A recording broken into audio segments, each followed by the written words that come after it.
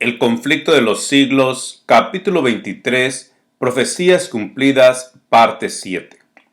Con todo, este contratiempo no era tan grande como el que experimentarían los discípulos cuando el primer advenimiento de Cristo. Cuando Jesús entró triunfalmente en Jerusalén, sus discípulos creían que estaba a punto de subir al trono de David y de libertar a Israel de sus opresores. Llenos de esperanza y de gozo anticipado, rivalizaban unos con otros en tributar honor a su rey. Muchos tendían sus ropas como alfombra en su camino, y esparcían ante él palmas frondosas. En su gozo y entusiasmo, untan sus voces a la alegre aclamación: «Hosana al Hijo de David». Cuando los fariseos, incomodados e irados por esta explosión de regocijo, expresaron el deseo de que Jesús censurara a sus discípulos, él contestó: «Si estos callasen, las piedras clamarán». Lucas 19:40. Las profecías deben cumplirse. Los discípulos están cumpliendo el propósito de Dios. Sin embargo, un duro contratiempo les estaba reservado. Pocos días pasaron antes que fueran testigos de la muerte atroz del Salvador y de su sepultura. Su expectación no se había realizado y sus esperanzas murieron con Jesús. Fue tan solo cuando su Salvador hubo salido triunfante del sepulcro, cuando pudieron darse cuenta de que todo había sido predicho por la profecía, y de que era necesario que el Mesías padeciese y resucitase de entre los muertos. Hechos 17:3.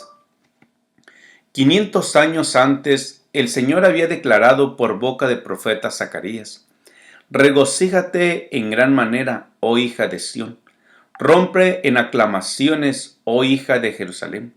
He aquí que viene tu rey, justo y victorioso, humilde y cabalgando sobre un asno, es decir, sobre un pollino, hijo de asna». Zacarías 9:9. Si los discípulos se hubiesen dado cuenta de que Cristo iba al encuentro del juicio y de la muerte, no habrían podido cumplir esta profecía. Del mismo modo, Miller y sus compañeros cumplieron la profecía y proclamaron un mensaje que la inspiración había predicho que iba a ser dado al mundo, pero que ellos no hubieran podido dar si hubiesen entendido por completo las profecías que indicaban su contratiempo y que presentaban otro mensaje que debía ser predicado a todas las naciones antes de la venida del Señor. Los mensajes del primer ángel y del segundo fueron proclamados en su debido tiempo y cumplieron la obra que Dios se había propuesto cumplir por medio de ellos. El mundo había estado observando y creía que todo el sistema adventista sería abandonado en caso de que pasase el tiempo sin que Cristo viniese. Pero aunque muchos, al ser muy tentados, abandonaron su fe, hubo algunos que permanecieron firmes. Los frutos del movimiento adventista, el espíritu de humildad, el examen del corazón, la renunciación al mundo y la reforma de la vida que había acompañado la obra, probaban que ésta era de Dios.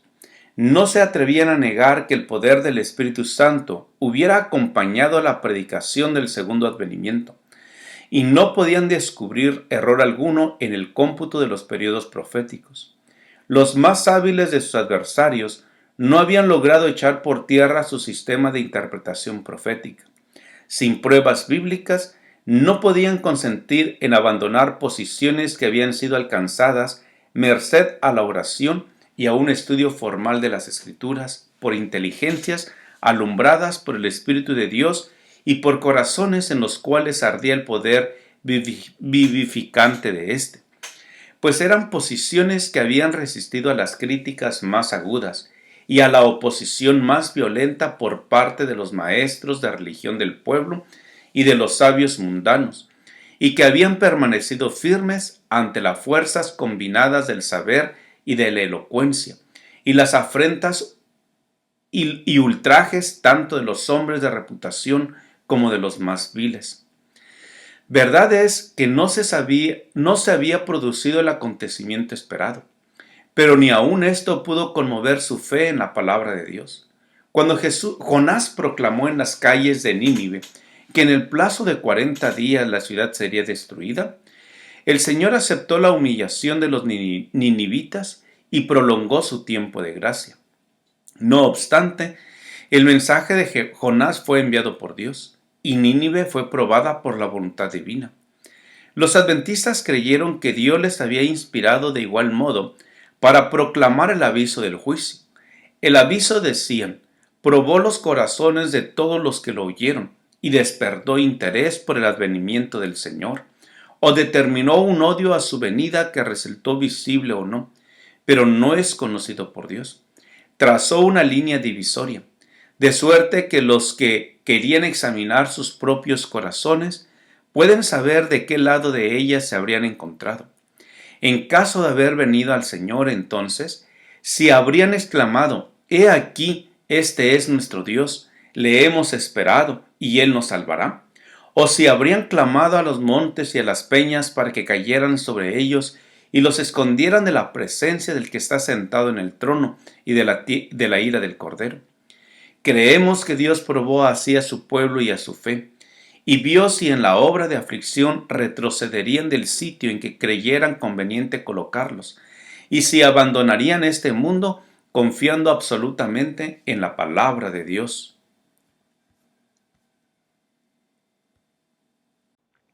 Gracias por escuchar este audio. Te invito a compartirlo y escuchar el siguiente capítulo. Te invito a suscribirte a mi canal de YouTube, Juan Manuel Flores Espinosa.